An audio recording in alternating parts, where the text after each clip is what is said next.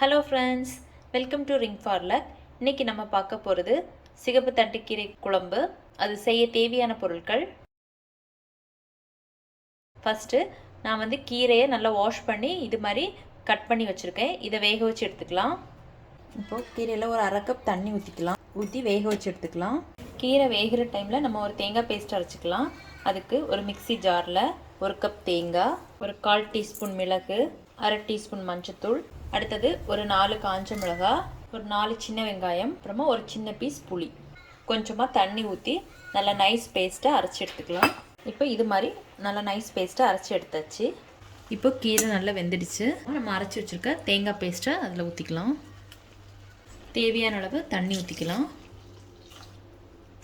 தேவையான அளவு உப்பு போட்டுக்கலாம். இனி இது கொஞ்சம் கொதிக்கட்டும்.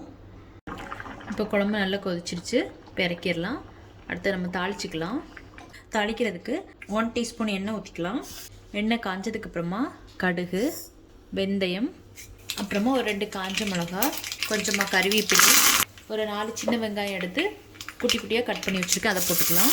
நல்ல வெங்காயம் நல்லா செவக்க வதக்கிக்கலாம். இப்போ நல்லா செவந்துடுச்சு. நம்ம கேஸ் ஆஃப் பண்ணிக்கலாம். இப்போ தாளித்ததை இந்த குழம்புல சேர்த்துக்கலாம். மிக்ஸ் பண்ணிக்கலாம். அவ்வளோதான். இப்போது கீரை குழம்பு ரெடி ஆயிடுச்சு. அவ்வளோதான். இப்போ தண்டுக்கீரை குழம்பு ரெடி ஆயிடுச்சு. நீங்களும் வீட்டில் ட்ரை பண்ணி பாருங்கள். பிடிச்சிருந்தா லைக் பண்ணுங்கள், சப்ஸ்கிரைப் பண்ணுங்கள். தேங்க்ஸ் ஃபார் வாட்சிங்.